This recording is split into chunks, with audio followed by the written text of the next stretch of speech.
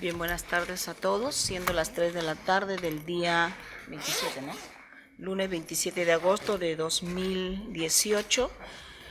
Los jueces superiores integrantes de la Sala Penal de Apelaciones del Sistema Especializado en Delitos de Corrupción de Funcionarios, continuamos con la audiencia de apelación de auto de prisión preventiva emitido en el expediente 33-2018. Bien, como quedamos, corresponde ahora escuchar los agravios de la defensa de Fernando Alejandro Seminario Arteta. Él está imputado de la comisión de los delitos de organización criminal, tráfico de influencias o alternativamente cohecho activo genérico. Igualmente, sus agravios son muy puntuales, se refieren al tema del peligro procesal, igual que en uno de los casos que hemos visto en la mañana. Su patrocinado no fugó, permitió el ingreso a los fiscales cuando se produjo la detención preliminar, no obstante que habían notas periodísticas que lo vinculaban con la organización Los Cuellos Blancos del Puerto. Refiere que no hay un elemento objetivo que sustente el peligro de obstaculización de la actividad probatoria y que la medida dictada es desproporcionada, haciendo mención a que su patrocinado tiene cáncer de próstata. Bien, serán 10 minutos también, o quiere hacer uso de los 20 minutos. Señora magistrada, nosotros hemos recurrido también el primer elemento respecto al tráfico, al cohecho. Cuestionamos el peligro procesal de obstaculización. Ya. Cuestionamos el principio de proporcionalidad. A ver, espere un momento. Finalmente, proponemos medidas alternativas. Ya.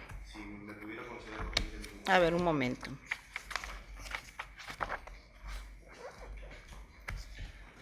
¿En cuánto? Sí, sostiene que no se advierten graves y fundados elementos de convicción que vinculan a Seminario Arteta como integrante de una organización criminal.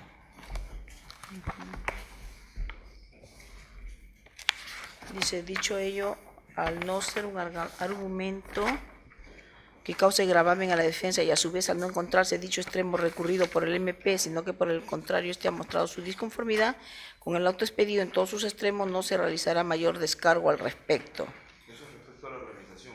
Sí, respecto a los graves, ya. Ahora, respecto a los fundados y graves elementos sobre el tráfico de influencias, se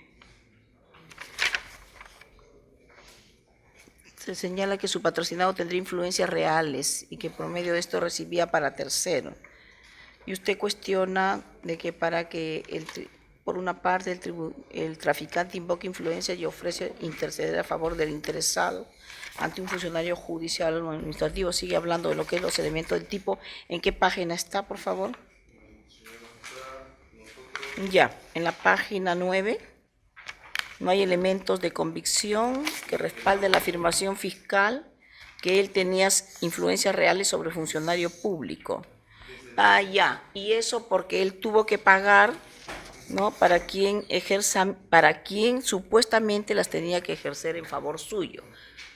Porque él es la persona que tiene un caso y le están cobrando 20.000 soles y luego le bajan a 15. Ya, entonces él dice, ¿cómo voy a ser traficante si tengo que pagar? Bueno, en ese sentido va. Entonces cuestiona esto y también va a cuestionar entonces el segundo, el delito alternativo, el cohecho activo genérico, ¿no? Que había ofrecido la ventaja económica. Y ahí dice que no existe elemento de convicción que sostenga la afirmación de un pedido de Fernando solicitándole cambio de jueces. Y tampoco hay elemento de convicción que respalde la idea de un supuesto ofrecimiento de dinero para que proceda al cambio de juez que conozca su causa, etc. También hace mención a la vulneración del principio de imputación necesaria y después ya llega al peligro de obstaculización. Bien, entonces es así, va a tener los 20 minutos. ¿Está bien? Okay. Solicito autorización para contar con el apoyo. Ya. ¿Sí?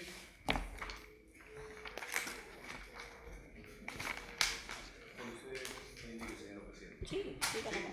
Muchas gracias, muy buenas tardes, señora presidenta, señores magistrados de este conformantes de este honorable tribunal, señor representante del Ministerio Público, desde ya invocar y señalar que todos los argumentos aquí expuestos tienen por propósito sumar a un debate netamente jurídico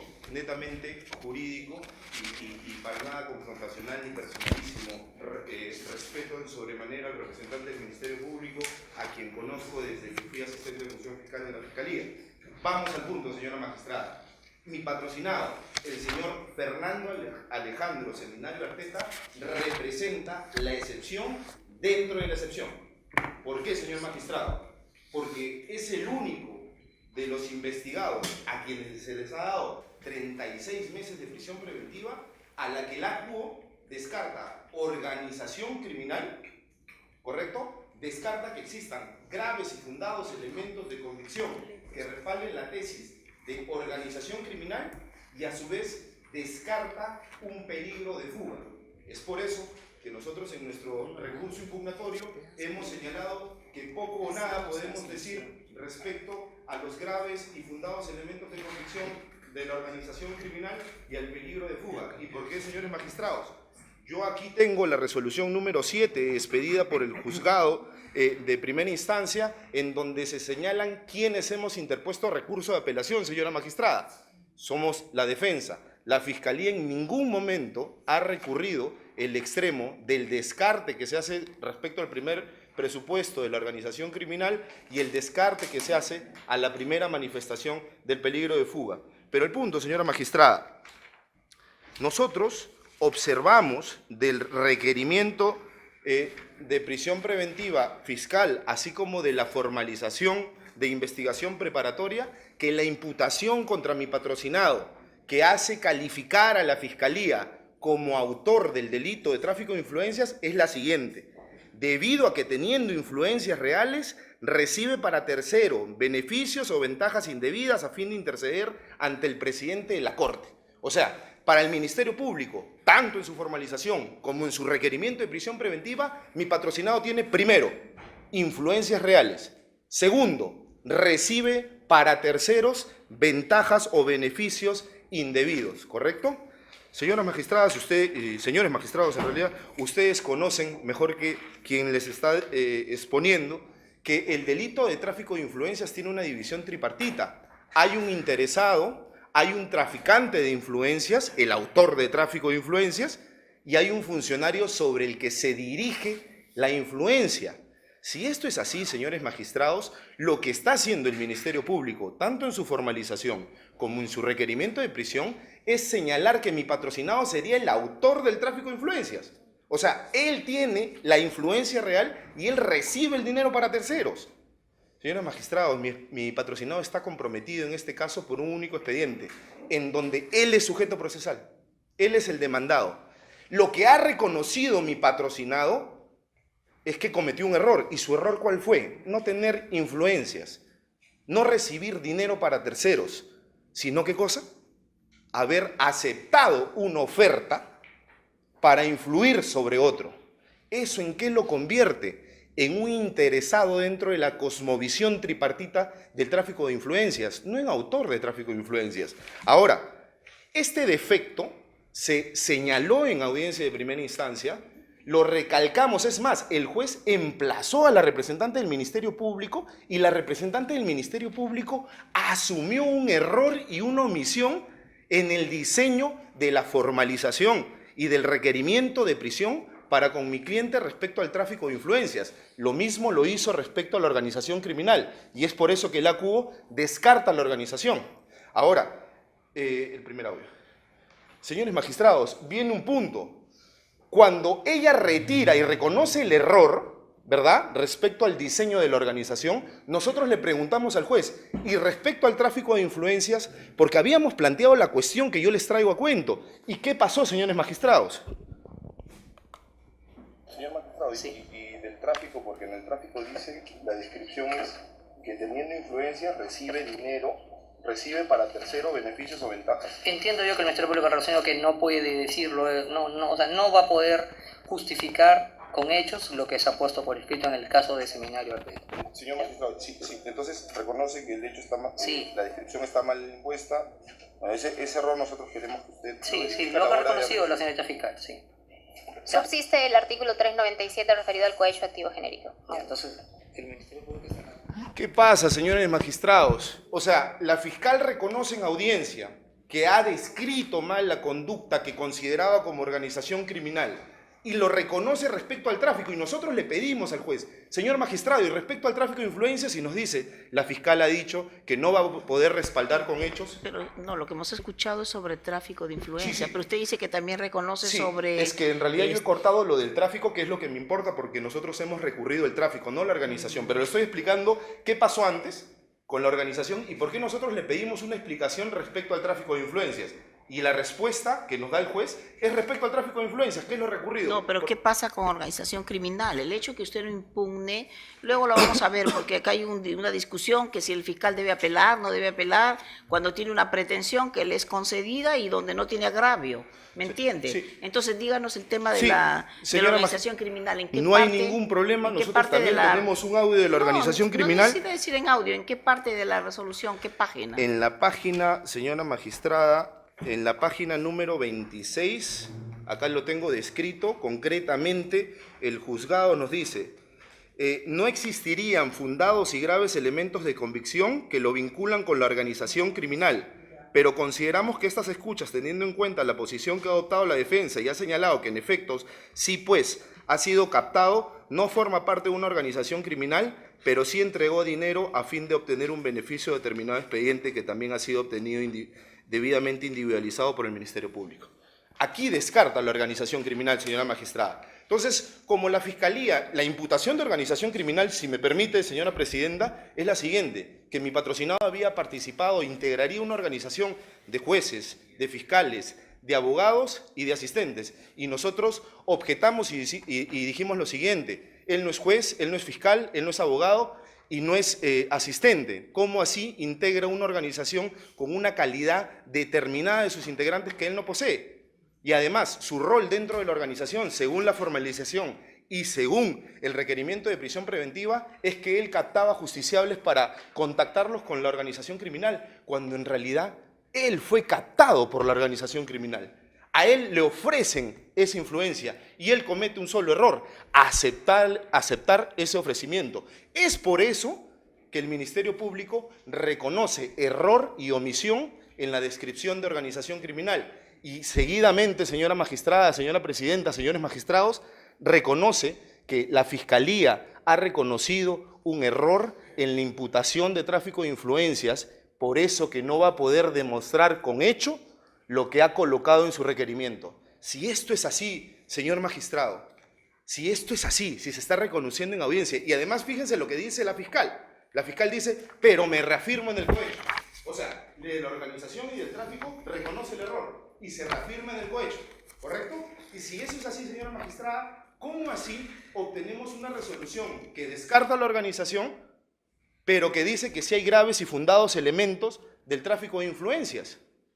O sea, ante un mal diseño de imputación fiscal, ¿cómo así, reconocido por la Fiscalía y además advertido por la defensa, reconocido por el propio juez, se puede respaldar con elementos de convicción que además se catalogan como graves y fundados de un tráfico de influencias, de una organización criminal? Eso es inaceptable, señora magistrada. Ahora, siguiente. Nosotros estábamos conversando y estábamos señalando que nuestro patrocinado, y esto está en nuestro recurso impugnatorio, es captado por la organización. A él le ofrecen ello. ¿Y por qué señalamos esto? Porque en virtud al acuerdo plenario 03-2015, el interesado, que es la posición correcta dentro de la estructura del tráfico de influencias que le competiría al señor Fernando Seminario Arteta, no podría ser cómplice. ¿Qué dice este acuerdo plenario? Que tendría la única forma de que un interesado responda como partícipe del delito de tráfico de influencias es que sea instigador, es decir, que determine el dolo. ¿Y cómo vamos a explicar ello si esta es una organización criminal destinada a cometer estos ilícitos penales? O sea, mi patrocinado habría tenido que despertar la mente criminal de toda la organización criminal, ¿verdad? Y además, la propia fiscal en audiencia reconoce que él fue captado. Entonces, el tráfico de influencia, señora magistrada, señores magistrados, totalmente descartado por la propia Fiscalía, reconocido además por el juzgado ante nuestra observación. Pero sigamos. Nosotros advertimos que, en efecto, él reconoce haber dado una dádiva de 15.000 soles. Pero, señores magistrados, cuando se desarrolla el cohecho, la Fiscalía se divorcia de su imputación de formalización y del requerimiento de prisión preventiva. Porque en el requerimiento y en la prisión dicen, él ofrece a Walter Ríos un beneficio económico para que cambie jueces. Pero en la resolución dice que no ofrece, sino que da 15.000 soles. Ahora, los 15.000 soles que nosotros hemos reconocido desde el introductorio fue pagado por él, sí, para que se influya sobre un juez. O sea, se tiene que determinar si fue pagado para que se influya o fue pagado al funcionario para que incumpla o realice cierto o determinado acto. No puede ser lo mismo. O el señor Fernando Seminario Arteta pagó 15.000 soles para que Walter Ríos influya sobre el juez que conocía su causa en donde él es sujeto procesal, o el señor Fernando Seminario Arteta pagó 15.000 soles al juez que conocía su causa para que se pronuncie a favor, o como dice la Fiscalía en su planteamiento de imputación respecto al cohecho, pagó para que el señor Walter Ríos cambie juez. Y ahí viene una segunda interrogante, señora magistrada. Yo emplazo, o les solicito a ustedes, emplacen al representante del Ministerio Público a que muestre una sola escucha o un solo elemento de convicción, primero, en donde mi patrocinado ofrezca dinero a Walter Ríos para que cambie de juez. No existe. Un solo elemento de convicción en donde se señale que mi patrocinado solicite este cambio de juez, ofrezca un dinero a cambio. No existe ni en el requerimiento ni en la carpeta fiscal, señora magistrada. No va a existir, no lo van a encontrar. Si esto es así, existe una confusión respecto al pago, ¿verdad? Que es propio de la imputación del tráfico y no del cohecho. Si no hay ningún elemento de convicción que se señale en donde él ofrezca dinero para el cambio de juez o que además solicite el cambio de juez a Walter Ríos, ¿cómo así tenemos graves y fundados elementos de convicción de esta imputación? Siguiente. Yéndonos al peligro procesal, señora presidenta, señores magistrados, nosotros advertíamos algo desde el inicio. A nuestro patrocinado, el señor juez de primera instancia, le descarta el peligro de fuga. Sí, pero además, señora magistrada, es muy buena la anotación. A casi todos, pero este es el único al que le descarta organización criminal. ¿Y por qué es importante eso? Porque el fundamento de la obstaculización es que pertenece a una organización, señor magistrado. O sea, te descarto elementos de convicción graves y fundados de una organización criminal, pero cuando sustento tu peligro procesal, te digo que vas a obstaculizar porque perteneces a una organización criminal. ¿Cómo es eso, señora magistrada? No entendemos. O somos parte de una organización criminal y por lo tanto, siguiendo, y también lo vamos a criticar, este análisis mecánico de que como eres de una organización necesariamente vas a obstaculizar, este análisis mecánico no funcionaría si es que nos descartan la organización criminal, el mismo juez, y el mismo juez nos dice vas a obstaculizar porque perteneces a una organización criminal. Eso no tiene sentido, señora magistrada. Ahora, viene otro tema, y justo con ocasión de la intervención de un colega antecesor, el Ministerio Público ha colocado en su requerimiento de prisión preventiva, sí, la obstaculización por escrito. Eso es cierto. Si bien es cierto, para todos, luego de poner el mismo formato, hizo un breve análisis. Para el señor Fernando Seminario Arteta, no hace ningún análisis, ni en 2 líneas, de por qué habría obstaculización en su caso. Pone el mismo formato para todos, a todos les acompaña 3 líneas de análisis para personalizar la obstaculización, pero para Fernando Seminario Arteta no lo hace. Lo que es peor, señor magistrado, lo que es peor, no lo oraliza. Ahora, el hecho que nosotros advirtamos esa omisión de no oralización no es capricho de la defensa. Precisamente, y ustedes lo conocen más que este joven abogado, precisamente la reforma tiene por bandera la oralización. Entonces, no basta colocarlo por escrito y no oralizarlo, porque señora magistrada, señora presidenta, si esto fuera así, ¿para qué venimos a audiencia? Vamos a audiencia precisamente a oralizar y a argumentar cuáles son los fundamentos de nuestro requerimiento. Y si la Fiscalía no lo oraliza, ¿por qué el juez lo valora? Pero lo que es peor, nosotros le decimos al juez. La investigación. Señor magistrado, lo último, acá no se ha sustentado peligro de obstaculización. ¿Usted lo ha escuchado de parte del Ministerio Público? Entonces con eso vamos a dar por concluido lo que corresponde a CEMIC. Ahora, nosotros le advertimos que no ha realizado obstaculización y sin embargo el juez se pronuncia respecto a la obstaculización. La pregunta es, ante una mala sustentación fiscal, ante la omisión de argumentación oral en audiencia, como tiene que ser, de la obstaculización, ¿el juez puede valorar la obstaculización? Y lo que es peor, ese defecto anotado por la defensa, no que se pasó, lo anotamos, señores magistrados. Ahora, nosotros queremos advertir un segundo error al que ya hemos hecho alusión. Si se descarta la organización, ¿cómo se fundamenta la obstaculización en mérito a la organización? Eso es importante, señora magistrada, pero también es importante advertir que nosotros no hemos tenido una conducta obstruccionista. Nosotros tenemos que descargar con algo que no se ha fundamentado, pero lo vamos a hacer. Primero, de todos los investigados, el único que se ha entregado voluntariamente fue mi patrocinado, y esa es la razón por la que le descartan el peligro de fuga. Pero esa es una conducta propia de alguien que obstaculiza. Ahora, de mi patrocinado al momento de declarar, descarga y reconoce su voz. Dice, esa es mi voz, ese es mi número, yo sí tuve comunicación con el señor John Misha. Reconoce los hechos, pero no solamente eso. Da datos adicionales. Dice cuándo, dónde y cómo se realizó el pago. Además, no solamente eso, señores magistrados, habla de una devolución del dinero que el Ministerio Público no tenía registrado en sus audios. También dice cuándo y dónde y cuánto se le devolvió.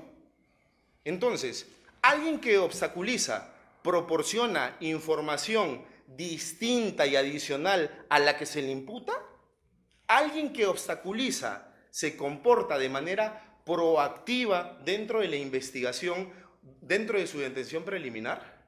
Señores magistrados, acá se ha dicho algo, y ya para ir cortando, acá se ha dicho algo bien importante que nosotros queremos advertir. Nosotros nos ponemos a derecho y en 2 horas querían que declaren. Nos notificaron 365 páginas de la medida limitativa. Eso para la defensa, para ejercer una defensa seria, es imposible, señora magistrada. Necesitamos un plazo razonable. ¿Qué nos sugirió la Fiscalía? Que nos acojamos al silencio. Es que no te detienen para declarar y escuchar tus descargos.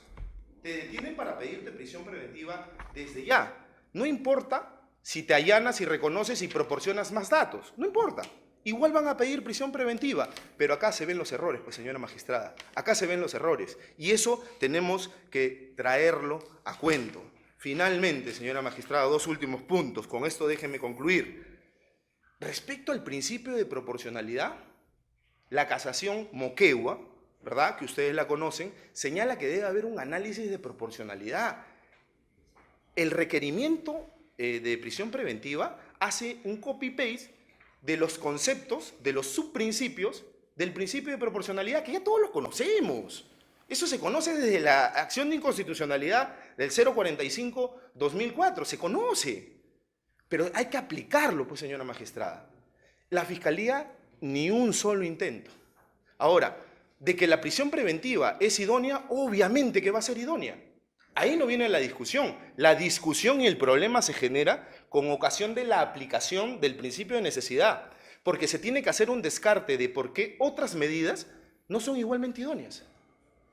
¿Se ha hecho un descarte de otras medidas igualmente idóneas? No.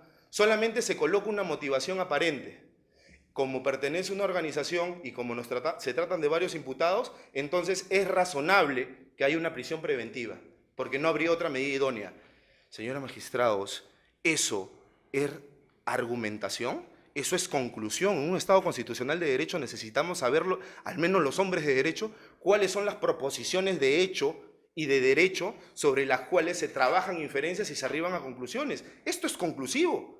No hay inferencias, no hay lógicas, lógicas mecánicas. Respecto a la aplicación de la ponderación, menos aún, pues. Los niveles de intensidad de la intervención del derecho fundamental y de la optimización, nada. ¿Qué proponemos nosotros, señores magistrados? Porque nosotros estamos proponiendo medidas alternativas. ¿Qué medidas alternativas totalmente satisfactorias? Nosotros proponemos que nuestro patrocinado en principio tenga la obligación, bajo apercibimiento expreso, de revocarse su comparecencia restringida por una prisión preventiva, de concurrir a todas y cada una de las citaciones que el Ministerio Público le haga. Nosotros no solamente solicitamos a ustedes, sino le pedimos que no sea cada 30 días, sino cada 15 días que vaya a firmar al juzgado. Nosotros le proponemos como un pago de caución 20.000 nuevos soles y la obligación, y esto es muy importante porque ustedes lo han recogido en el pronunciamiento que tienen a propósito del expediente Club de la Construcción.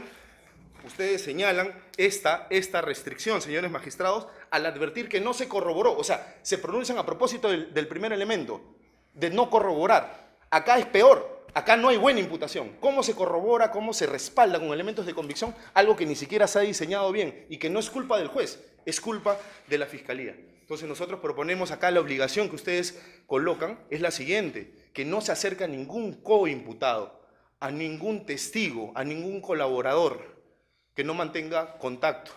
Esto es importante también, ¿por qué? Porque, y a propósito ya de lo último que nos habían corrido traslado, respecto a este informe, el informe de inteligencia de la policía en la que supuestamente existe un testigo, ¿verdad? El informe 051-2018, un testigo protegido, el 04-2018, vino acá el señor coordinador de las Fiscalías de Crimen Organizado y dijo una falacia. Todos los investigados por organización criminal tienen que estar con prisión preventiva porque van a obstaculizar. ¿Tan fácil es privarle la libertad a un ser humano? ¿Tan fácil? O sea, te imputo organización criminal y necesariamente debe haber una prisión preventiva. Se han puesto a analizar los amigos de la Fiscalía si ese testigo dice algo, al menos por referencia, del señor Fernando Seminario Arteta. Nada. ¿Qué dice el requerimiento del Ministerio Público? Que este es un testigo protegido contra el señor Cabaza y contra el señor Mendoza. Entonces, este informe no puede servir de sustento para ninguna obstaculización gestada por el señor Fernando Seminario Arteta. Con esto termino, señora magistrada. El peligro procesal, si bien es cierto, es potencial, no puede ser efímero. No nos pueden venir acá con lógicas mecánicas, lo digo por los representantes del Ministerio Público, a decir, como es organización, van a obstaculizar, porque eso desnaturaliza el derecho, desnaturaliza el razonamiento jurídico, a lo que nos invita a un debate jurídico como este, y no polémico ni mediático como lo que quieren gestar. Es por eso que solicitamos se revoque el auto impugnado y se dicte la medida de comparecencia con restricciones, si tienen a bien, como lo propone esta defensa, conforme a los pronunciamientos que ustedes ya han mantenido. Muchas gracias. Bien, señor fiscal. Sí. Muchas gracias, señora presidenta, señores vocales. Hemos escuchado con atención las alegaciones que plantea la defensa del señor Seminario Arteta. Y en principio tenemos que reconocer que, tal como lo ha señalado el abogado, la imputación fiscal inicial ha tenido defectos, tanto que la propia fiscal provincial en la misma audiencia ha tenido que reformularlos y admitir efectivamente el error en que había incurrido. La defensa, entre sus agravios y en sus alegaciones, sostiene que el juzgado habría descartado la imputación por organización criminal. Pero si uno lee con cuidado los argumentos de la misma resolución, uno encuentra que el juzgado, al advertir precisamente estas, por llamarlo de alguna manera, inconsistencias, establece claramente cuáles serían los hechos que a partir de la actuación que sucede en ese momento, ellos pueden establecer. Es decir, que puntualmente, ¿no?, señalan en relación, se trata de un caso particular, y en el caso del Seminario Arteta considera la judicatura en relación al expediente 4019, solamente la actuación de que las escuchas evidencian giran en torno solamente al expediente 4019-2003, seguido ante el quinto juzgado, en el caso Mochilas, gestiones ilícitas para que se resuelva una apelación, en el que incluso la defensa ha reconocido respecto a la entrega de 15.000 soles. Las circunstancias ya serán materia de indagación a nivel de investigación preparatoria. Consideramos que las escuchas de febrero que se han podido recabar, porque todas son de esa fecha, no existirían fundados y graves elementos de convicción respecto a la pertenencia a la organización criminal, sin perjuicio del error en el cual habría incurrido el Ministerio Público al señalar que era un abogado y su rol era captar clientes. Por lo tanto, dice, en el caso del citado imputado, consideramos que a criterio de la judicatura, sin perjuicio de la imputación y el marco que tiene el Ministerio Público de imputar los cargos y el de realizar la calificación jurídica, no existirían fundados y graves elementos de convicción que lo vinculan a la organización criminal. Pero consideramos que estas escuchas, teniendo en cuenta la posición que ha adoptado la defensa y ha señalado que en efecto sí, pues ha sido captado, no forma parte de la organización criminal, pero sí entregó dinero a fin de obtener un beneficio en un determinado expediente que también ha sido obtenido debidamente individualizado por parte del Ministerio Público. En ese sentido, en el caso específico del Seminario Arteta, consideramos que esto sí constituye fundados y graves elementos de convicción respecto de tráfico de influencias y cohecho activo genérico. En ninguna parte de esta resolución se dice descartamos y por lo tanto se debe archivar o se debe declarar fundado de oficio una excepción de improcedencia de acción. La imputación por el tema formalmente al menos en cuanto a crimen organizado está activo. Ahora, lo que dice el juzgado es que no existen graves y fundados elementos. Pero debemos entender también que ¿a qué se debe esta imprecisión, por decirlo de alguna manera, en cuanto a la imputación fiscal? Estamos en una fase inicial de investigación. Obviamente, sin perjuicio del error en el que obviamente incurrió el Ministerio Público de Fiscalía Provincial, es importante entender que aquí se determinó la existencia de un acto ilícito, que la propia defensa lo ha en este momento aportado una vez más, que es el pago de 15.000 soles para obtener resoluciones de favor. Y esto, con criterio, el juzgado lo entiende como tráfico de influencias y cohecho activo genérico. Es decir, la prisión preventiva que se ha dictado contra el señor Seminario Arteta no es pues arbitraria o no está fundada, tiene elementos que la fundan. Sostiene que el tráfico de influencias es por hacer un abogado litigante, que no existe elemento de convicción alguno que acredite que el señor Seminario Arteta haya ejercido alguna influencia real o que se haya tenido algún contacto con algún magistrado que vería su causa. Sobre este extremo, ya la propia resolución judicial un poco que nos da luces sobre, en estricto, qué es lo que finalmente termina siendo imputado al señor y respecto de lo cual se fija o se determina como criterio para tener fundados y graves elementos para privarlo de su libertad. Ahora, quiero solicitar o quiero proponer en todo caso que vayamos un momento a algunos elementos que son importantes para comprender lo que ha venido sucediendo en este caso. Tenemos la comunicación 106 del día 16 de febrero del 2018. En esta comunicación, sucedía a las 13:05, se aprecia que Misha ofrece a Fernando conversar directamente con uno de los magistrados que iba a resolver. De igual manera, tenemos la comunicación del el registro de la comunicación 32 del mismo 21 de febrero, en donde se alude a la participación de Chiri, que no es otro que el magistrado Carlos Humberto Chirinos Cumpa, quien precisamente conforma también el colegiado de emergencia y que fue colocado para viabilizar el manejo de este expediente. Lo que queremos significar a partir de estos señalamientos es que no es que la imputación, en este caso, sea pues inconsistente o que no tenga algún sustento. Obviamente las escuchas evidencian que el señor Seminario Arteta buscó y finalmente consiguió ejercer estas influencias, o que se ejerzan estas influencias a su favor, tanto así que él mismo ha reconocido que ha pagado por este motivo. Sostiene la defensa que el imputado ha sido comprendido por el delito de tráfico de influencias y que eso es erróneo, porque el que lo contacta es Misha, digamos, por parte de esta organización, por encargo aparentemente de Walter, y que le ofrecen a él interceder en el proceso judicial y que por error califica él al acto delictivo, y que esto no lo hace autor, sino partícipe. Es conocido que la calificación del grado de participación en este momento del proceso pues es totalmente provisional. Esto puede variar de acuerdo a cómo va yendo el proceso, pero los hechos que ya se ven, que trasuntan a partir de lo que vamos señalando, a partir de los elementos de convicción que obran en el expediente, nos muestran que efectivamente estaríamos ante este delito de tráfico de influencias.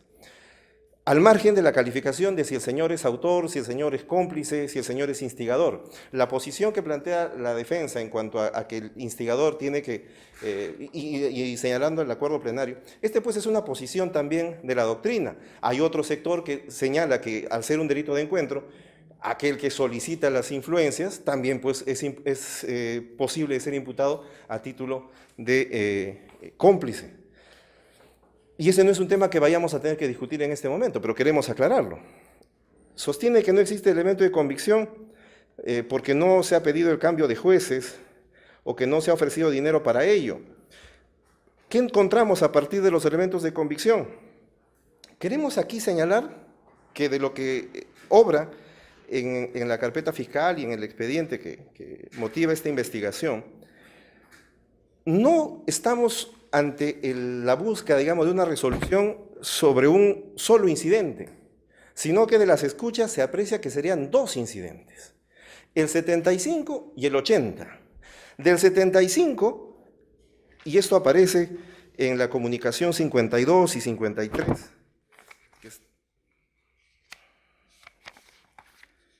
de los días 22 de febrero y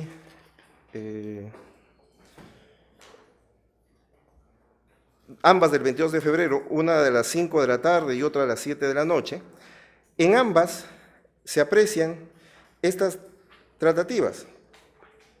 Jefe, es decir, Walter Ríos, habla con John, que era el señor Misha, y le dice, pues, ¿no?, en la parte pertinente, es el caso Julio, está llevando del amigo de las mochilas, Walter, o jefe, no des nombres, John, mochilas, jefe, ya mochila, ya, entonces, yo le voy a preguntar ahora, o sea, ha habido un error, le han subido lo que no deben, John, no, le han subido el 75, le han subido, está bien, me dice que es otro, según él me dice, es que el caso en general, él me ha mandado una foto en general, todo, el 75 está bien, todo, donde dice en general, en líneas generales, el jefe, ya, pero ¿cuál es el problema, John? Claro, entonces el que quiere el otro cuaderno, que es el 80, que es la otra parte, que es la oposición.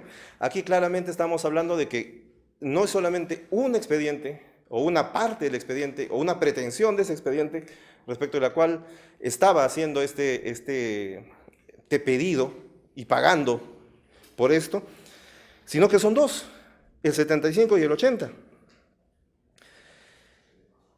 Asimismo, vemos en la comunicación del 23 de febrero que tanto en esta comunicación del 23 de febrero como a las 9:26 como a las 10:03, cómo fue la secuencia de tratativas respecto a para finalmente conseguir que se eleve este otro incidente, el 80. Y solo para precisar un poco más sobre este tema, Tenemos nosotros una impresión que lo hemos conseguido, pero que es de información pública en la base de datos del Poder Judicial, donde precisamente respecto de ese expediente que está en la Corte del Callao, está el principal y hay 3 incidentes. Uno de ellos el 75 y otro de ellos el 80. Esto lo pueden simplemente verificar ingresando a la base de datos de la Corte del Poder Judicial, específicamente la Corte del Callao. Sostiene la defensa que el dinero que se entrega es para que se realice una influencia, no para corromper a ningún magistrado. Esta apreciación la encontramos que no es del todo correcta, porque de ser cierto, y como lo ha aportado la información, también la aporta la defensa, si es que efectivamente solamente era para que se ejerza la influencia, más no para corromper a ningún magistrado, ¿cuál es la razón entonces para que se devuelva el dinero? Si solamente era para influenciar, si se supone que era para influenciar y conseguir, al margen de si se conseguía o no el resultado, ¿para qué devuelven el dinero? Otro tema es respecto a la imputación que llaman alternativa, ¿no? Y él cuestiona que si son 15.000 soles y esto era para tráfico de influencias, entonces, ¿cómo es que podemos decir que estos 15.000 también pueden ser para cohecho? Debemos entender en principio que estos elementos de convicción hacen referencia, a partir de lo que hay en el expediente y que han sido también materia de contradictorio en la fase anterior, la entrega de dinero era una parte, pero también habían otras entregas, tal como aparece en la primera comunicación, donde, a propósito de las celebraciones que quería el señor Walter Ríos, en el country le pide a Fernando una caja de vinos, y más adelante, en la comunicación 16, en la comunicación del 22 de febrero, en la comunicación el registro de comunicación 51, textualmente le dice, ¿no? Ya escúchame, eso le dice el jefe, ya escúchame, ya ese número vas a llevar, pero tú sabes que ese número es para los futbolistas, ¿no es cierto? Esto respecto a los acuerdos del pago del acto de corrupción. Sí, le dice, pero dile que para tu jefe pues, que le compre una cajita de blancos.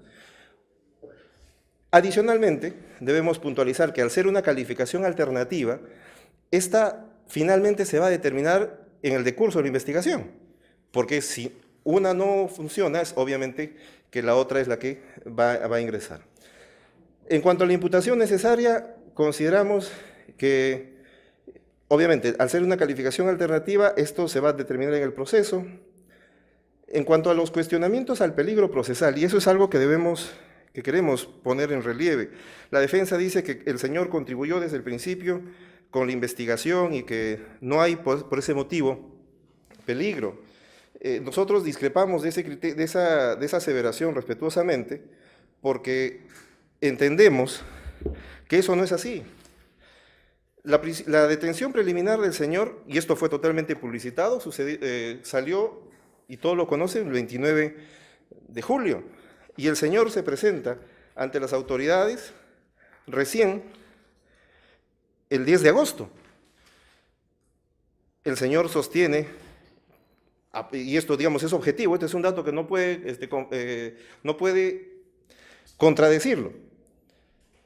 Todos fueron detenidos el 29, él fue el único, bueno, hay uno que está todavía no ha habido, pero él espera que transcurran días para recién ponerse. ¿Y por qué es que no es detenido el día? Porque cuando concurren al domicilio que el señor señala en su DNI, el señor no domicilia allí. Entonces, obviamente que para nosotros sí el peligro de fuga se esclarece o se establece a partir de estos hechos, que digamos son totalmente incontrovertibles. En cuanto al peligro de obstaculización, sostiene que esto no fue realizado por el Ministerio Público, pero soslaya que la propia norma procesal en el artículo 122, cuando regula acerca de los requerimientos fiscales, sostiene que estos tienen que ser debidamente motivados e incluso que tienen que acompañarse de los elementos de convicción. Entonces, ¿cuál es la razón que tiene la norma para imponer al Ministerio Público sustentar por escrito sus requerimientos? Si es que las razones que ahí se expongan a criterio de la defensa no deben ser entendidas si es que no son oralizadas. La norma señala una forma para los requerimientos. Debe tener alguna racionalidad. Y nosotros entendemos que es porque allí los argumentos que allí también se exponen deben también ser objeto de pronunciamiento y de valoración por el órgano jurisdiccional. Sostiene que es inconsistente que se diga que no existen elementos fundados y graves de convicción sobre organización criminal y luego se concluya que existe peligro procesal de obstaculización por pertenecer a esta organización criminal. Y aquí queremos insistir en un detalle que es formal que hemos señalado al principio. Una cosa es que no existan elementos de convicción fundados y graves, y otra es que se descarte el delito. Como decimos, la imputación por organización criminal o pertenencia a la organización criminal formalmente persiste. Ahora, la resolución no señala que pertenezca a una organización criminal, sino que no existen fundados y graves. Hay elementos que a partir de lo que se va descubriendo, obviamente aquí hemos señalado, por ejemplo, la existencia de un segundo expediente en el cual se habría interesado el señor. Entonces, estas circunstancias hacen que a criterio de este despacho, que la imputación por la pertenencia a una organización criminal es posible que se vaya a fortalecer. No se puede descartar a priori. Precisamente porque el contacto que tiene el señor Seminario Arteta es con una organización criminal. Ahora, ¿cómo conoció que podía obtener beneficios procesales a través de la organización criminal? Esto obviamente requiere un acercamiento, una búsqueda. Entonces, ese es un detalle que también nosotros no podemos soslayar. Finalmente, en cuanto a los asuntos de proporcionalidad, nosotros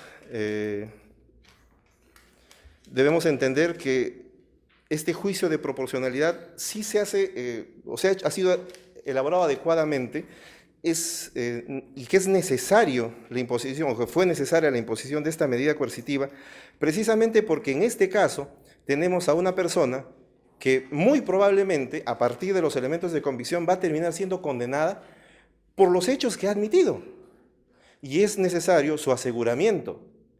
No sé si a partir de esto la estrategia de la defensa va a ser pues llegar a una sentencia anticipada, en fin, hay muchos otros mecanismos, pero el señor está admitiendo responsabilidad sobre hechos delictivos.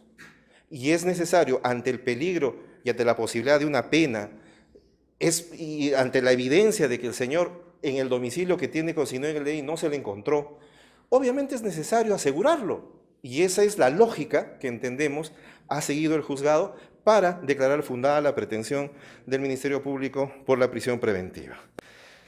Esas son las razones por las cuales, señores miembros del ilustre colegiado, este despacho solicita que se confirme la prisión preventiva. Derecho de réplica. Señor magistrado, voy a tratar de ser totalmente rápido. La defensa lo que ha argumentado es que el señor juez, con ocasión de un requerimiento de prisión preventiva, tiene que verificar los presupuestos de una prisión preventiva, y esos son determinar si hay graves y fundados elementos de convicción de un delito, en el caso concreto de la organización criminal. Nunca he visto, no sé si por mi inexperiencia, que un juez decrete de oficio una excepción de improcedencia de acción. Jamás lo he visto. Pero miren lo que dice en la página 26, en la tercera línea, el señor juez, en su resolución. En el caso Seminario Arteta y en los elementos de convicción, desde la página 210 hasta la página 257, al igual que el caso mencionado, tampoco existirían a consideración de esta judicatura fundados y graves elementos de convicción de pertenencia a una organización. A ver, señores magistrados, esto es lo que nosotros estamos diciendo. O sea, el señor juez de primera instancia está diciendo que no encuentra elementos de convicción graves y fundados de una organización criminal. Eso es innegable. No está diciendo que, porque finalmente el titular de la acción penal es el representante del Ministerio Público. Acá le pueden poner también hurto, estafa y demás. Y nadie podría declarar de oficio una excepción de improcedencia de acción, ¿verdad? Ahora, vean algo. En la prognosis de la pena, que está en la misma página, en la página 26, ya el penúltimo párrafo, señor magistrado, hace una prognosis de la pena en base al tráfico y al cohecho. O sea, ¿qué quiere decir? Que el señor juez no considera la organización criminal. Si no la considera, para la prognosis de la pena, nos preguntamos, ¿por qué sí la considera para la obstaculización? Hay que ser coherentes. Si digo, no hay graves y fundados de organización criminal, no considero organización criminal para prognosis de pena, ¿por qué entonces sí la considero para decir que la obstaculización se va a dar porque pertenece a una organización? Eso es evidente e irrefutable, señores magistrados. Ahora, en cuanto al tráfico de influencias, yo agradezco la sinceridad y la lealtad del representante del Ministerio Público, porque reconoce algo que es evidente, algo que aparece en los videos. La señora fiscal provincial reconoce error y omisión en el diseño de la imputación de la organización y del tráfico. ¿Y saben por qué, señores magistrados? Porque hasta la audiencia de prisión preventiva de primera instancia, la señora fiscal pensaba que mi patrocinado era abogado y tiene quinto de secundaria. Vean ustedes el requerimiento de prisión preventiva cuando sustentan el peligro procesal y hablan de arraigo laboral, lo pone como abogado litigante. Es por eso que lo considera dentro de una organización de jueces fiscales, abogados y asistentes. El señor tiene quinto de secundaria. Es por eso que su función dentro de la organización de este diseño fiscal de imputación es captar a justiciables para vincularlos a la organización, cuando él fue el captado. Es por eso que él dice, o que la Fiscalía dice, que él tiene influencias reales y cobra para terceros. Todo a partir de una confusión fiscal. Ahora, lo que nosotros ponemos sobre la mesa en discusión es, ante una defectuosa imputación fiscal reconocida por la Fiscalía, protestada y advertida por la defensa y reconocida por el juzgado, podemos aún insistir en que hay elementos de convicción, no relativos, no menores, no insuficientes, sino graves, suficientes y fundados, de esa imputación mal diseñada. Eso es inconcebible, señores magistrados. Ahora, respecto al cohecho, siguiendo en el tráfico, bueno, pasando al tráfico de influencias, respecto al tráfico de influencias, nosotros tenemos una posición clara, que yo no me la he inventado, no estoy citando autores totalmente desfasados. Yo le estoy citando el acuerdo plenario. El acuerdo plenario descarta responsabilidad penal de interesado a título de complicidad en el tráfico de influencias. Yo no me lo he inventado, está el acuerdo plenario. Pero dice que el interesado, que es la posición que le corresponde a mi patrocinado, porque él es el sujeto procesal dentro de ese proceso sobre el que habría que influir, sobre el que reconoce haber pagado. No vamos a decir que no, lo reconoce. Dice que solamente podría responder a título de instigador si él determina el dolo, si él busca al traficante, si él promueve que el traficante influya sobre el funcionario público. ¿Qué dijo la representante del Ministerio Público? La representante del Ministerio Público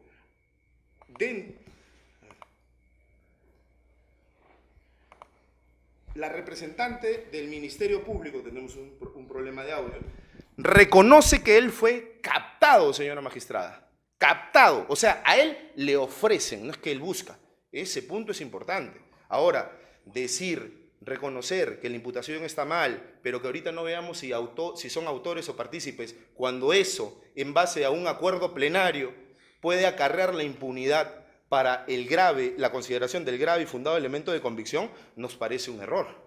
Ahora, respecto al cohecho, reconocemos haber dado 15.000 soles para que Walter Ríos influya sobre un juez, ¿verdad? Esa es la imputación del tráfico, erróneamente planteada por la Fiscalía, pero entendemos que ha querido decir eso. Respecto al cohecho, dicen que él ofrece, no paga, ofrece dinero a Walter Ríos para que cambie juez.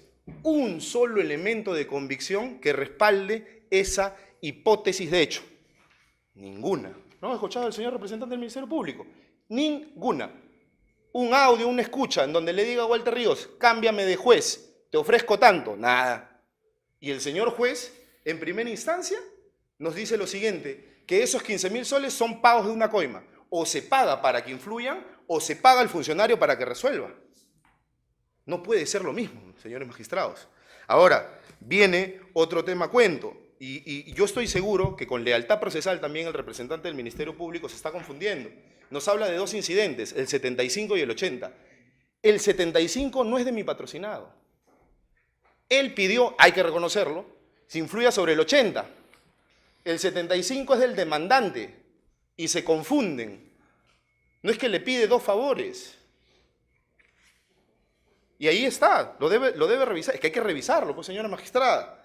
Ahora, viene un último punto. Si es que se está señalando, señores magistrados, que la obstaculización, nos están diciendo, está por escrito, y para eso están los elementos de convicción. Entonces nos preguntamos, ¿para qué nos preparamos y vamos a una audiencia? Hacemos diapositivas y preparamos y ensayamos nuestra exposición. Si es que el fiscal lo va a poner por escrito, va a copiar y pegar todo el requerimiento, ¿verdad? Va a poner que mi abogado es abogado litigante en el arraigo laboral, y eso lo debe resolver el juez. O sea, ¿cuál es la diferencia con el antiguo sistema? No entiendo. Porque se supone que en el antiguo sistema el juez en la soledad de su despacho resolvía, con prejuicios y demás. Se supone que la garantía del nuevo código es que no vamos a debate y oralizamos, y a través de la oralización suministramos de información a quien va a resolver. Si no lo oraliza, ¿se debe valorar? Primer punto. Segundo punto, si el fiscal diseña mal su imputación, ¿la puede reformular, como lo ha dicho el fiscal en esta audiencia, en audiencia pública? O sea, cuando se oraliza, ¿se emiten disposiciones de formalización, de enmienda, de adecuación? ¿Se puede hacer eso? ¿El error fiscal debe ser trasladado a un error judicial? Nosotros consideramos que ninguna de estas preguntas deben ser respondidas afirmativamente. Ya, y es por eso que concluyendo insistimos ya en nuestra pretensión, señora Bien. presidenta. Señor fiscal, ¿duplica? Sí, muy puntual. Comencemos por lo último. La defensa sostiene que nuestro modelo es predominante o es exclusivamente oral, pero soslaya que no es exacto esa apreciación. Ya lo hemos señalado, normativamente se exige al Ministerio Público que nuestros requerimientos se presenten por escrito y debidamente fundamentados. Si fuese, como dice la defensa, únicamente nos restringiríamos a solicitar una audiencia con un motivo y nada más. Pero no, se nos exige una fundamentación. Eso obviamente tiene un motivo, tiene una ratio. Puede no gustarle a la defensa y puede que vaya contra sus intereses, obviamente, en esta apelación. Pero así está diseñado nuestro sistema, así está diseñado nuestro modelo. Cuestiona el tema de los fundados, otra vez, volvemos a insistir sobre los fundados y graves, y esto queremos que quede bien claro. Lo que la resolución judicial recurrida sostiene sobre este tema es que efectivamente, en cuanto a organización criminal, no existen fundados y graves. No descarta, o por mejor dicho, afirma en todo caso, que sí existen fundados y graves elementos de convicción respecto del delito o el ilícito de tráfico de influencias y cohecho activo genérico. Y es por ese motivo que se dicta la prisión preventiva. Y respecto de estos delitos, ¿la prognosis de pena es superior a 4 años? Obviamente que sí, ya sea que lo tomemos por tráfico de influencias o lo tomemos por cohecho activo. ¿Y existe el peligro procesal? Sí. Puntualmente, la norma nos señala que tiene que concurrir peligro de fuga o peligro de obstaculización. Nosotros hemos establecido claramente que aquí hay un peligro de fuga. El señor en su DNI tiene una dirección en la cual se va a buscarlo para detenerlo y no está. Se presenta 10 días después y ahora dice que está colaborando con la investigación. Esos son los elementos o las razones por las cuales nosotros entendemos que debe confirmarse la resolución judicial. Y no sin antes señalar que la apreciación que realiza la defensa respecto al acuerdo plenario que aporta para sustentar su posición respecto al tráfico de influencias, sin querer, digamos, desconocer la naturaleza de los acuerdos plenarios, pero son criterios de orientación, no es una sentencia vinculante. Entonces, eso también debe tenerse en cuenta. Muchas gracias.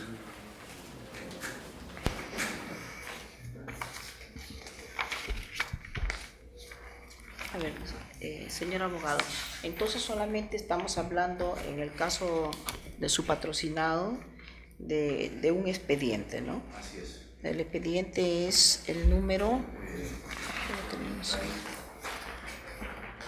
Es el 4019 del 2013, señor. Ya, 4019 del 2003. 13. 2013, ya. Y decía usted que los dos incidentes que mencionó el señor fiscal había el 75 y el 80, y donde habían pedido el apoyo era en el 80, porque el 75 correspondía a la otra, a la parte demandante, pero igual le tenía que implicar, ¿no?, lo que se resuelve en el 75. Lo que pasa, señora magistrada, es que si atendemos a las escuchas, ¿Ya? él no solicita una resolución de fondo. Lo que solicita es que se eleve la apelación de ese incidente, del 80. Y en el 75 En el no hay nada. 75 lo plantea la demandante, que también era una apelación en curso y que se eleva. O sea, influye para que la 75, que no lo había pedido el patrocinado, se eleve. Y lo que se advierte del contexto de la escucha que ha dado lectura el colega del Ministerio Público es que dice se han equivocado, es del 80. Muy bien. Acá también hay un acta de recolección donde hablan de un caso Marx y Mochilas. Ese caso Marx, porque se entiende que habla Misha Mancilla con Chirino Culpa, no tiene nada que ver con su patrocinado. Nada, señora magistrada, Marx es otro imputado. Sí, la fiscalía también lo... Dígame, ¿y en qué consiste el caso Mochilas? El caso Mochilas es el del expediente, señora magistrada. Sí. El mismo. No, pues ¿en qué consiste? ¿Cuánto dinero hay de por medio? Porque hemos visto casos, de acuerdo a los audios que se están publicando, de 10.000 soles, de 20.000 soles, como que hay casos que pasan los 180 millones de soles. Quiero saber de qué se trata ese caso. Mi patrocinado, señora magistrada, adquiere un bien inmueble en el Callao, ¿verdad? Lo adquiere, se inscribe en los registros públicos y posteriormente una asociación reclama tener mejor derecho sobre el inmueble y lo demandan, él no elige la corte, los demandantes interponen la demanda, lo demandan ante la corte del Callao por un proceso de nulidad de acto jurídico. ¿Qué área tiene el bien inmueble? A ver, señor. No, todavía.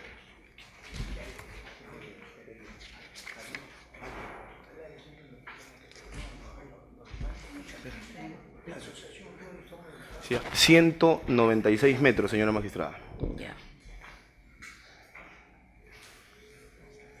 Bien. Después,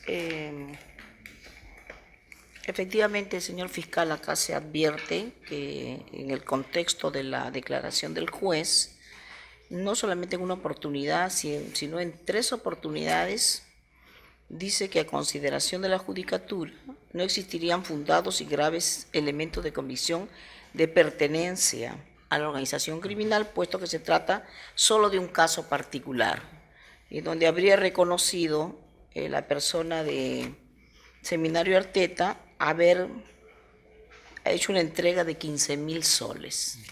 Luego, nuevamente, en la página que sigue, no existirían fundados y graves elementos que lo vinculan a la organización criminal, ¿no?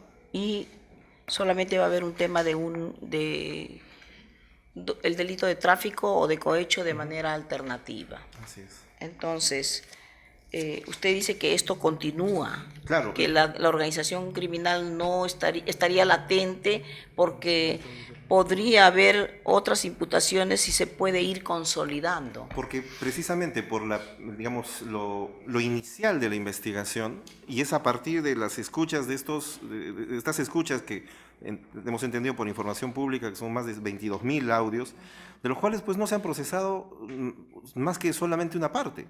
Y en esa parte es que se ha descubierto este hecho. El señor, el imputado, está refiriendo que, bueno, es solamente el único caso. Pero, como en algún momento lancé la pregunta. Es subjetivo, ¿no? No, pero Estamos viendo, es una posibilidad respecto de él, no hablo Claro, de pero de las otras personas que tienen cantidad de comunicaciones ni hablar, pero de él. Es por la forma del contacto, o sea, la cercanía, digamos, el trato que tienen con la organización, el contacto, la posibilidad que tiene incluso de conversar con el juez que iba a resolver el caso. O sea, ahí hay un audio en el cual le dice, te voy a pasar, te estoy llamando al WhatsApp, le dice Misha, para que converses con uno de los que va a resolver. Pero esa modalidad la hemos visto respecto de otras personas. Misha y Río Montalvo buscaban clientes, según los audios, ¿ah? Claro, puntualmente respecto de él, digamos, con toda claridad, conforme está la investigación en este momento, es el único caso que tenemos respecto de él.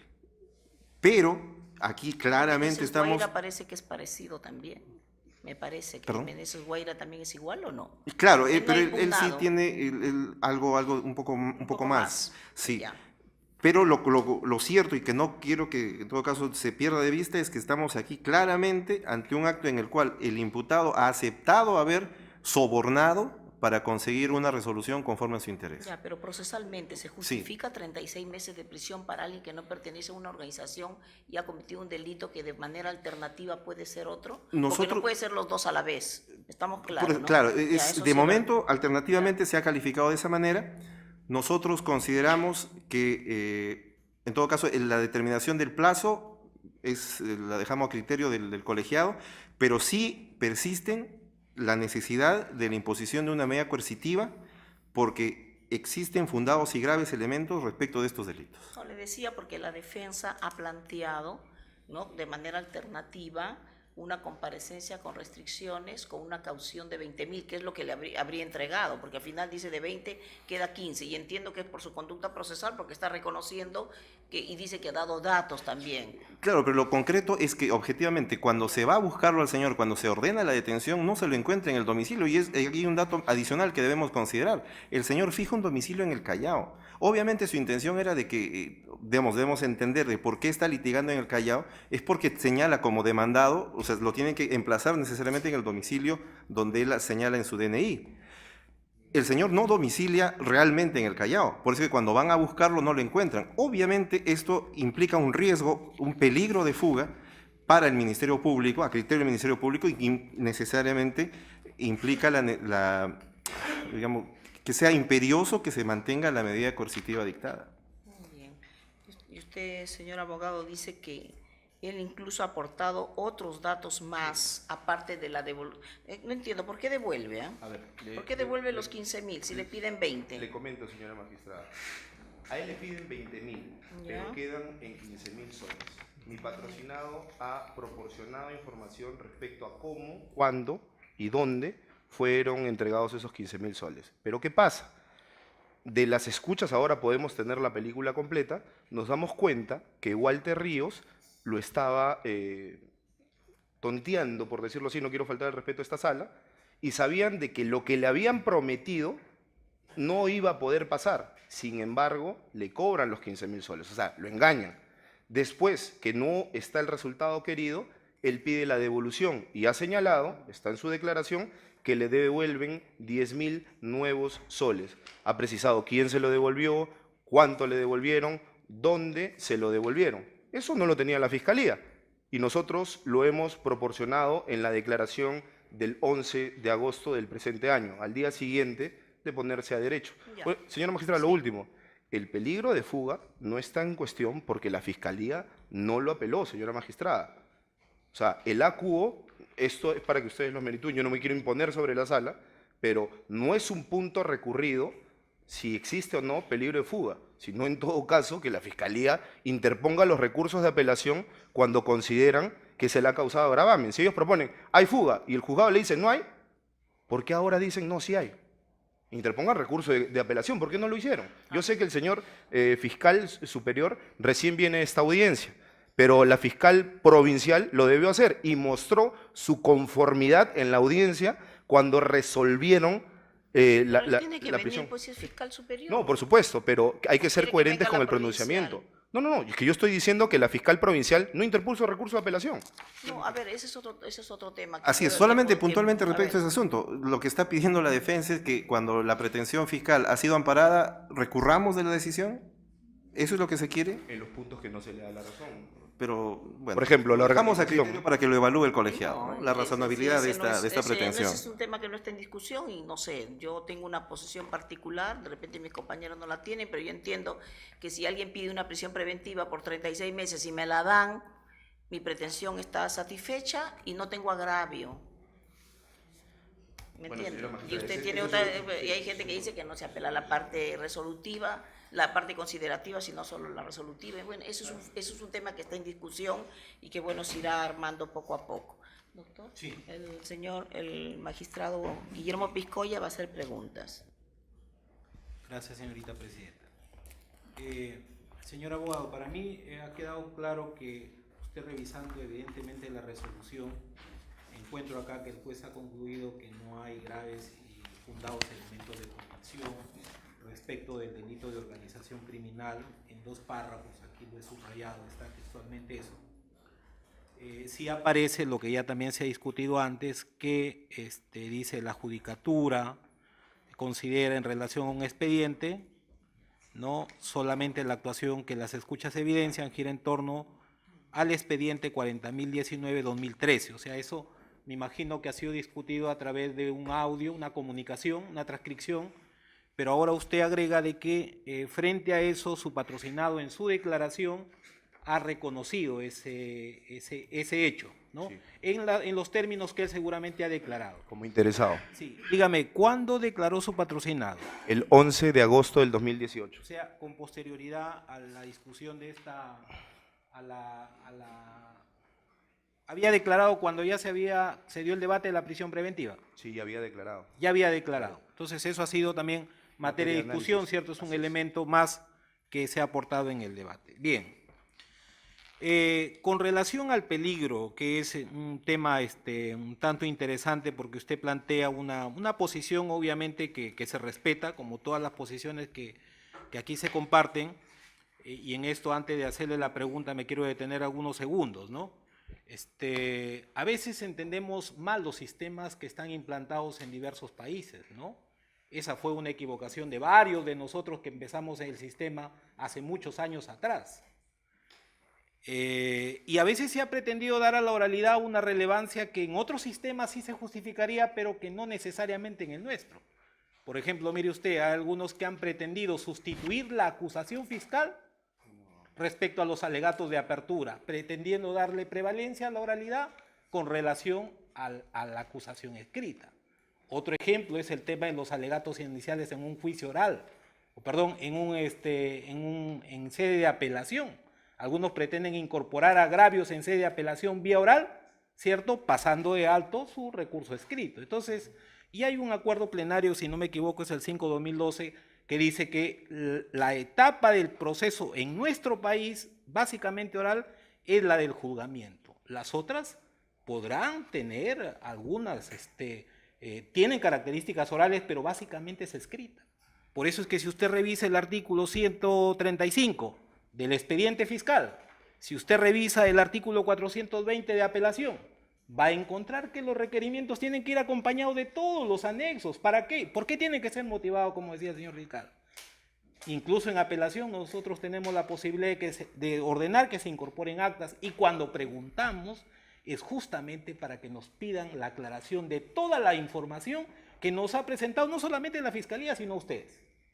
Lo importante es garantizar la contradicción, como usted muy bien lo ha hecho señalar, ¿no? Y ha mostrado un video, o sea, usted mire, con la diligencia que ha tenido, le ha advertido al juez: señor juez, hay peligro procesal, pero no ha discutido. El señor fiscal no ha sustentado, usted le dice al juez, ¿cierto? Entonces, mire usted, ¿qué es lo que ocurre? ¿Por qué pedimos, por qué preguntamos nosotros? Porque, por ejemplo, usted nos plantea una pretensión revocatoria.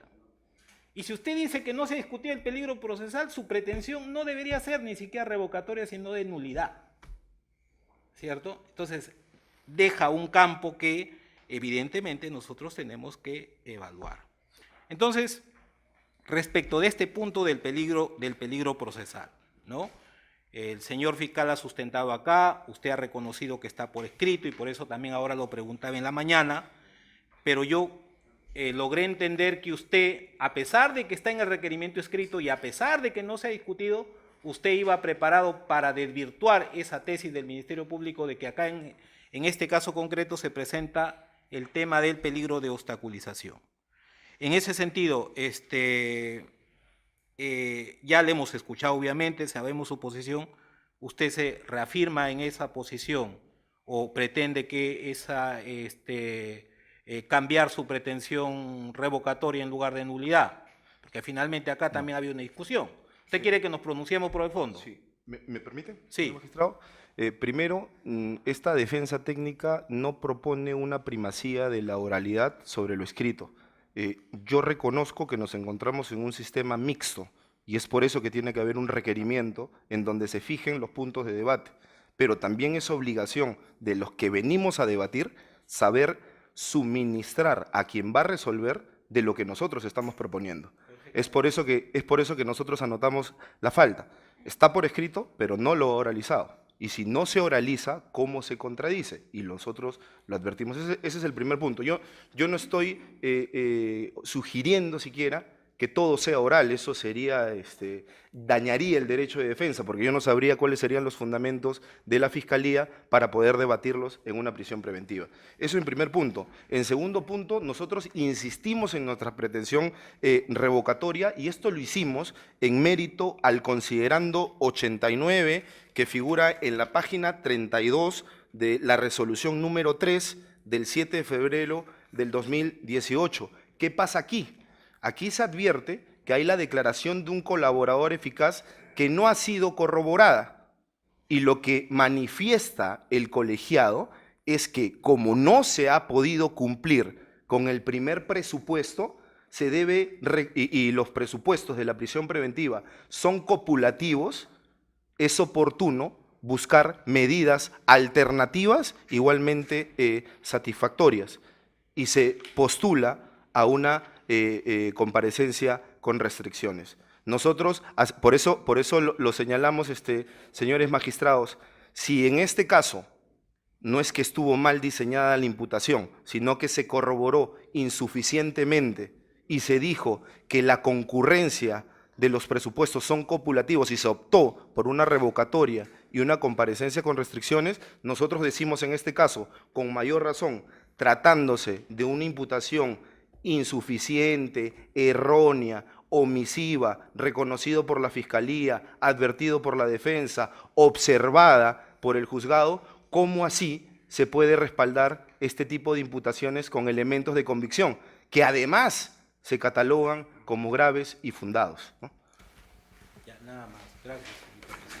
Sí, solo una cosa concreta.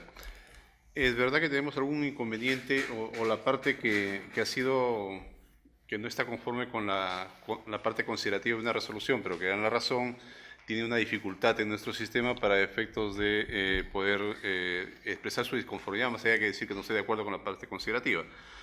Pero, y justamente eso genera acá un tema donde el Ministerio Público ha tratado de resaltar el tema de peligro de fuga, que supuestamente, según el juez, según los considerandos del juez, no se daría en este caso, ¿cierto? El peligro procesal, el peligro de obstaculización, ¿en qué se fundamenta? Escuché que era sobre el... En la organización, que ha sido descartada. Página 27, segundo párrafo. Gracias. Señor fiscal, efectivamente acá hay un tema en la construcción de la imputación. Tenemos un problema de que esta sería una persona que está procurando beneficios de su propio proceso, o sea, éxito de su propio proceso, pero ¿cómo es que sí podría pertenecer a una organización criminal aun cuando los elementos de convicción serían una cuestión distinta?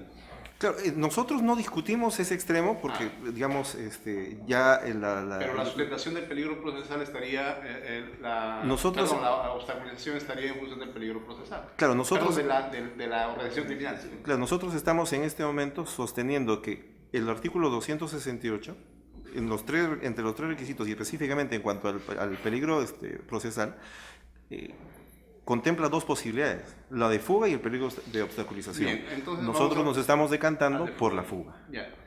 En ese caso se mencionó dos cosas acá y se mencionó, se dijo que se estaba tomando un domicilio para efectos del proceso.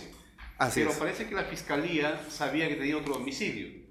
Entonces, ¿por qué considerar, si esto era para efecto del proceso y la Fiscalía sabía dónde era el domicilio, por qué van a hacer la constatación domiciliaria en un lugar donde la Fiscalía no sabía que no vivía? Porque en ese momento era el domicilio que consignaba en el DNI, según aparece en la carpeta fiscal. ¿No había ninguna información en la Fiscalía de otro domicilio? No.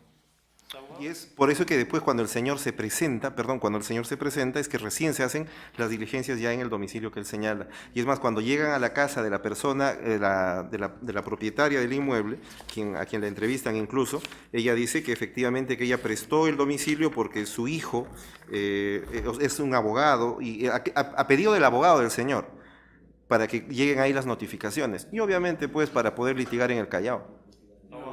No, señor magistrado, se está especulando, ¿no?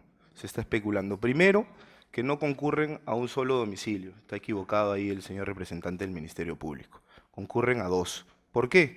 Por los inmuebles que figuran a su nombre en los registros públicos. Segundo... ¿El mismo día concurren a los Sí, dos? exacto. En